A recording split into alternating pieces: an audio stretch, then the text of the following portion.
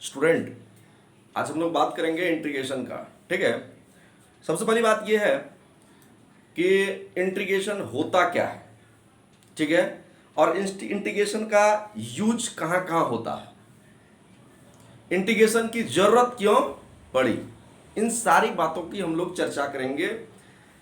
Calculus का यह आप कह सकते हैं आधा भाग है, क्योंकि कैलकुलस दो ही प्रकार का होता है, एक इंटीग्रल कैलकुलस और एक डिफरेंशियल कैलकुलस। ठीक है, तो इंटीग्रल कैलकुलस का जो प्रमुख भाग है वो इंटीग्रेशन है। ठीक है, तो आज हम लोग इंटीग्रेशन के बारे में बात करेंगे कि इंटीग्रेशन क्या होता है। आप शुरू से लेके अंतिम तक इसको देखिएगा तो आपके सारी डॉट क्लियर हो जाएगा। फिर उसके बाद आपको नहीं लगेगा कि इसमें कोई प्रॉब्लम है, लेकिन आपको शुरू से अंतिम तक देखना होगा इसको, तभी आपका डॉट क्लियर होगा। ठीक है, तो मैं बारीकी से इस पर बात करूंगा कि इंटीग्रेशन क्या है, इसकी क्या यूज है, कहाँ कहाँ हम लोग इसका इस्तेमाल कर सकते हैं।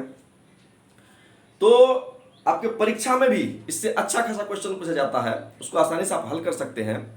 ये इंट्रोडक्शन क्लास है इंटीग्रेशन का। तो स्टूडेंट, सबसे पहले इंटीग्रेशन की जब भी बात करेंगे तो कहीं ना कहीं डिफरेंशिएशन उसके इर्द गिर्द ही घूमता है। बिकॉज ऐसा कहा जाता है कि integration is reverse process of differentiation, इसमें कोई दिक्कत वाली बात नहीं है। लेकिन इसके अलावा भी और कुछ बात है जिसको ऐड करना है, जिसके बारे में हमको चर्चा करनी है। तो आप एक चीज समझिए, बारीकी से हर चीज पे हम बात करेंगे, इसमें आपका सारे डॉट क्लियर करेंगे। आप ऑपरेटर समझते होंगे, जिस तरह से आपका मोड, ये मोड एक ऑपरेटर है। मोड, ये जैसे मोड एक्स है, तो मोड एक्स में ये मोड जो है एक ऑपरेटर है। जिस तरह से आपका ये ग्रेटेस्ट इंटीजर, ये आपका एक ऑपरेटर है। ये जो आप देख रहे हो रूट, स्क्वायर रूट, ये आपका ऑपरेटर है। क्यूब रूट ऑपरेटर है।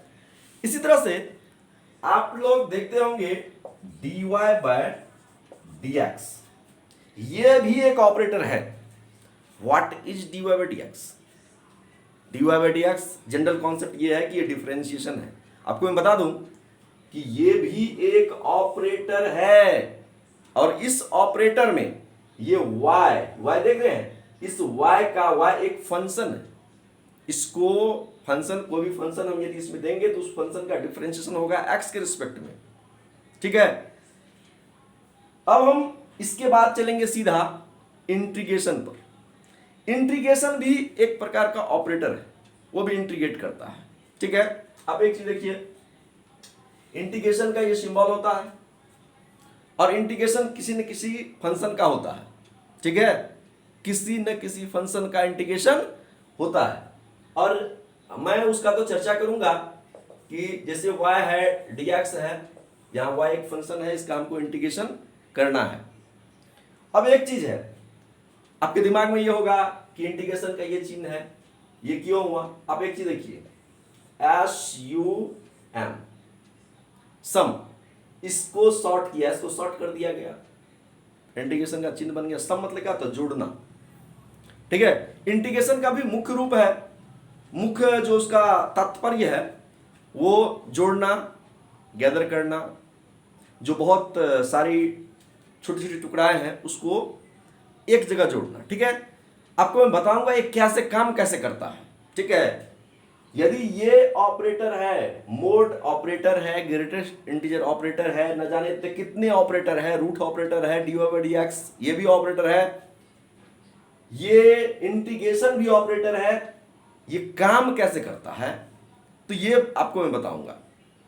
इंटीग्रेशन का मैंने अभी बोल दिया कि इंटीग्रेशन मतलब जोड़ना, इसको जोड़ा जाएगा, जोड़ने के लिए काम आता है। लेकिन क्या जोड़ना है?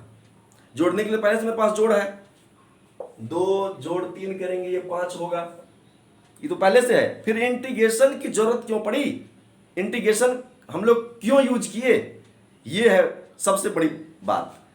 तो 2 और 3 जैसे सिंपल कोई संख्या है, नंबर है, उसको तो हम आसानी से जोड़ लेंगे। लेकिन जब कोई कर्व रहेगा, कोई क्षेत्रफल हमको निकालना होगा, और वो कर्व है, वो अलग तरह का एक ग्राफ है, फंक्शन है, उसका हमको एरिया निकालना होता है, वहां इसका यूज करेंगे, कैसे बताएंगे आपको। पहली बात यह है कि integration is reverse process of differentiation, तो मैं उसको समझाता हूं, उसके बाद दूसरी अगली बात पर जाऊंगा। अब एक चीज देखो, जैसे डी, मैंने अभी कहा क्या कि ये ऑपरेटर है, क्या है ये ऑपरेटर है, तो डी वाई बटे डी एक्स, मैं इस y के जगह पर रख रहा हूं एक्स स्क्वायर, यानी कि y बराबर हमने रखा एक्स स्क्वायर, तो डेफिनेटली स्टूडेंट ये हो जाएगा 2x, एक्स स्क्वायर का डिफरेंशिएशन x के रिस्पेक्ट में 2x होता है। क्लियर। अब एक चीज समझिए आप, अब हम इसका इंटीग्रेशन करेंगे, किसका इंटीग्रेशन करेंगे, इसका इंटीग्रेशन करेंगे, ठीक है। अब समझिए क्या होगा इसका इंटीग्रेशन, यदि हम इसका इंटीग्रेशन करें तो इसका इंटीग्रेशन हो जाएगा 2x का, 2 कांस्टेंट टर्म में बाहर कर देंगे x और dx, स्टूडेंट ये हो जाएगा आपका 2 इंटू एक्स स्क्वायर और बाय 2 प्लस c, चूंकि x to the power n dx का इंटीग्रेशन होता है x power n plus 1 by n plus 1 plus c, ठीक है स्टूडेंट। अब एक चीज समझिए, ये 2 2 कैंसिल, ये क्या हो जाएगा एक्स स्क्वायर प्लस सी। अब एक चीज देखिए, हमने एक्स स्क्वायर का डिफरेंशियल किया तो मुझे क्या मिला 2x, और हमने 2x का जब इंटीग्रेशन किया तो मुझे क्या मिला एक्स स्क्वायर प्लस सी, ठीक है। मतलब इसका रिवर्स प्रोसेस में जा रहा, रिवर्स है ये, integration is reverse process of differentiation. Student ये हुआ एक बात, integration is reverse process of differentiation, ये हुआ एक बात। अब अगली बात, जिसके लिए इंटीग्रेशन आया है, जो इंटीग्रेशन का असली कार्य है, जिस कार्य के लिए वो बना है, मैंने अधिकांशतः जिसका बहुत ज्यादा महत्व है, अब मैं उसको बताने जा रहा हूं आपको। स्टूडेंट समझिए, जैसे मान लीजिए ये कोई ग्राफ है, ठीक है, ये कोई ग्राफ है और ये x इक्वल a है यहां पर, और यहां पर है x इक्वल b। इस क्षेत्र का हमको क्षेत्रफल निकालना है, कोई ये फंक्शन है, ठीक है, इस क्षेत्र का क्षेत्रफल निकालना है। इसका कैसे क्षेत्रफल निकाला जाएगा। एक लड़का बोलेगा सर ऐसा है ना, क्षेत्रफल निकालने के लिए तो जब भी होता है तो लंबाई गुना चौड़ाई का हम लोग इस्तेमाल करते हैं। बिल्कुल सही बोल रहे हो, करना भी चाहिए, करो, करते हैं हम। मान लीजिए कि हम एक ये भाग ले लिए और एक ये भाग ले लिया, ठीक है, ये जो है ये हो गया डेल एक्स और ये हो गया वाई, ठीक है, कर दो लंबाई गुना चौड़ाई, मतलब del A equal del X into Y, करो। लेकिन क्या हुआ, सिर्फ इस भाग का क्षेत्रफल निकला है।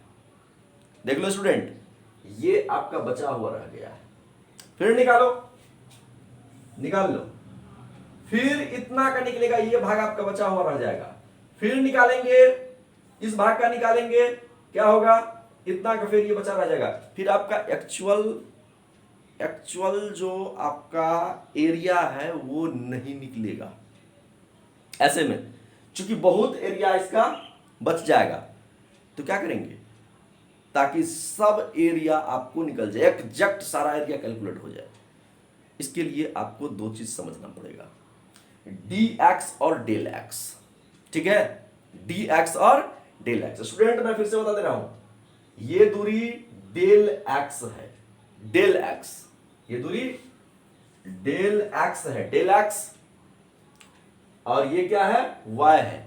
तो हम सभी लोग जानते हैं लंबाई गुना चौड़ाई करेंगे क्षेत्रफल निकल जाएगा इसका, ठीक है। लेकिन इसका निकाले, इसका निकाले, इसका निकाले, इसका निकाले, इसका निकाले, सबका निकालेंगे, यहां तक हो जाएगा जोड़ेंगे तो। लेकिन आप देख लो कितना एरिया मेरा छूट रहा है, बहुत सारा एरिया छूट रहा है, इसको निकालने का कोई तरीका नहीं है यहां पर। तो क्या करें, ऐसा कौन सा चीज करें कि ये छूटा हुआ एरिया भी मेरा कैलकुलेट हो जाए, जिसके लिए इंटीग्रेशन आया है। तो स्टूडेंट इसके लिए हमको देख लेना है, इधर में दो चीज समझ लेंगे, ये समझ में आ जाएगा। स्टूडेंट आपको सबसे पहले समझना पड़ेगा डेल एक्स और डी एक्स, ठीक है। स्मॉल चेंज के लिए डेल एक्स का भी यूज करते हैं और स्मॉल चेंज के लिए भी डी एक्स का भी यूज करते हैं, लेकिन डी एक्स के अलावा डी एक्स के अपेक्षा डेल एक्स ज्यादा लार्ज के लिए इस्तेमाल होता है।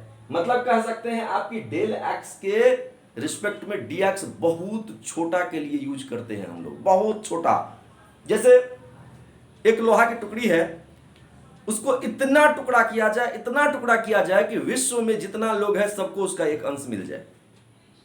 यदि डेल एक्स हम मान ले एक लोहा के टुकड़ा को, तो डी एक्स हो जाएगा उस लोहा का इतना टुकड़ा किया जाए, इतना टुकड़ा किया जाए, इतना टुकड़ा किया जाए कि पूरा विश्व, पूरा दुनिया में लोगों को उसका एक भाग मिल जाए, तो वो हो जाएगा डी एक्स, ठीक है।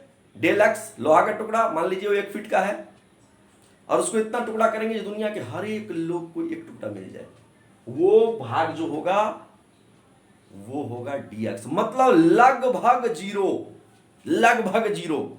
स्टूडेंट ये जो गैप है, यदि इसको हम बहुत नजदीक कर दे, बहुत नजदीक, बहुत एकदम लगभग zero, del X tends to zero, तो ये जो होगा ये होगा डी एक्स। आपको ध्यान में रखना पड़ेगा, ठीक है। Del X tends to zero तो होगा ये डी एक्स, ठीक है स्टूडेंट। तो आप समझिए इसका जो इंटीग्रेशन, ये जो हम डेल एक्स और वाई कर रहे थे इंटू, ये नहीं, अब डेल ए इक्वल हम करेंगे वाई इंटू वाई, लंबाई इंटू चौड़ाई, वाई इंटू क्या हो जाएगा डी एक्स। स्टूडेंट इसका इंटीग्रेशन करेंगे, इसका इंटीग्रेशन करेंगे तो ये हो जाएगा ए और y इंटू डी एक्स। अब स्टूडेंट ये जो y है ना, आपका कोई भी फंक्शन हो सकता है, कोई भी फंक्शन हो सकता है जिसको हम लोग x के सापेक्ष इंटीग्रेट करेंगे, ठीक है।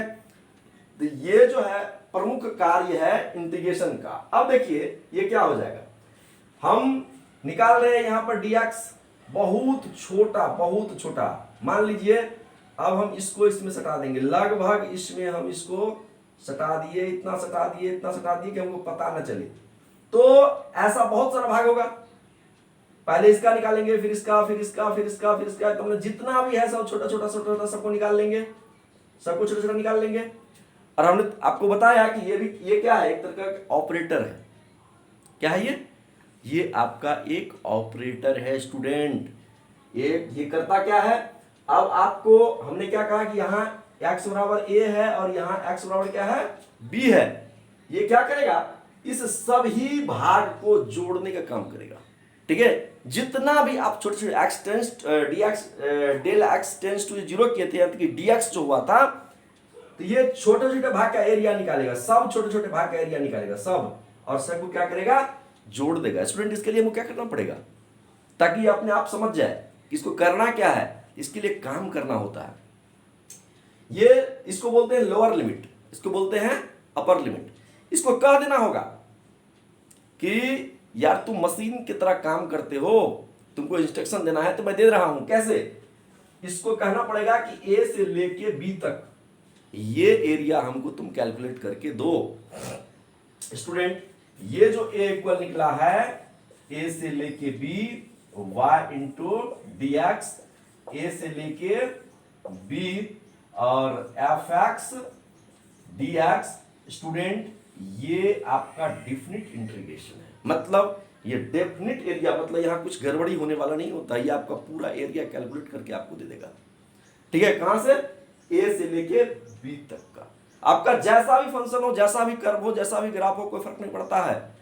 आप इसमें लिमिट सेट कीजिए कहां से कहां तक। मैंने पहले ही बोला कि ये ऑपरेटर है, कुछ लोग को, कुछ स्टूडेंट को लगता होगा ये ऑपरेटर ऑपरेटर बार बार कहते हैं, समझाते नहीं है कि ऑपरेटर क्या होता है। अब समझा दे रहा हूं, समझो ऑपरेटर क्या मतलब होता है। ऑपरेटर माने किसी चीज को ऑपरेट करना, काम करना, कैलकुलेट करना, ठीक है। समझो 2 + 3 5 हुआ, दिस इज ऑपरेटर।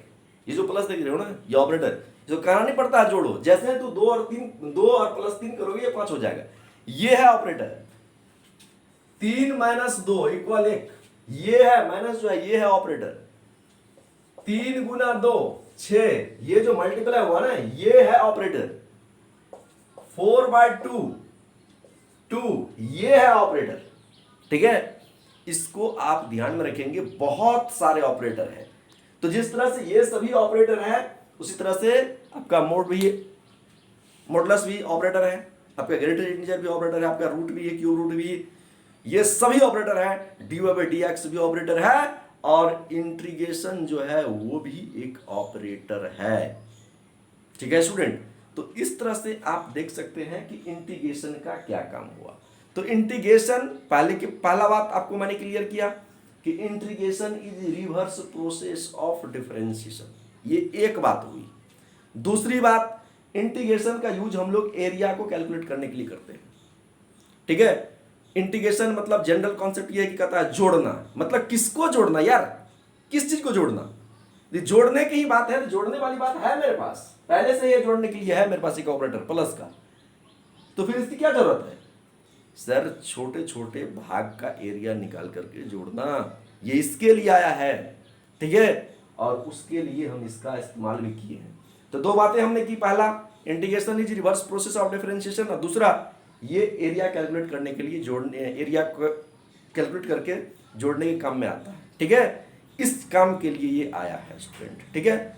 मैं आशा करता हूं कि इंटीग्रेशन का ये कॉन्सेप्ट आपको समझ में आ गया होगा, ठीक है। ये इंटीग्रेशन का चिन्ह होता है, ये फंक्शन, एक कोई ना कोई फंक्शन होता है जिसको इंटीग्रेट करना होता है, ठीक है। इंटीग्रेशन दो प्रकार का होता है बेसिकली, एक इनडेफिनिट इंटीग्रेशन और दूसरा होता है डेफिनिट इंटीग्रेशन। तो सबसे पहले स्टूडेंट हम लोग पढ़ेंगे इनडेफिनिट इंटीग्रेशन, ठीक है। और ये जो अभी आपको मैंने बताया, ये है डेफिनिट इंटीग्रेशन, ठीक है। तो integration is reverse process of differentiation, जो मैंने कहा पहले, ये पहली तो हम लोग इनडेफिनिट में ही बहुत सारा पढ़ेंगे, और उसके बाद इसका वाला कार्य जो है ये डेफिनिट में चले जाता है। इसका बहुत सारा प्रॉपर्टी है, उस प्रॉपर्टी की भी हम लोग चर्चा करेंगे, प्रॉपर्टी की बात करेंगे, ठीक है। तो इस तरह से आप देख सकते हैं कि कैसे हम लोग इंटीग्रेशन में काम करते हैं, ठीक है।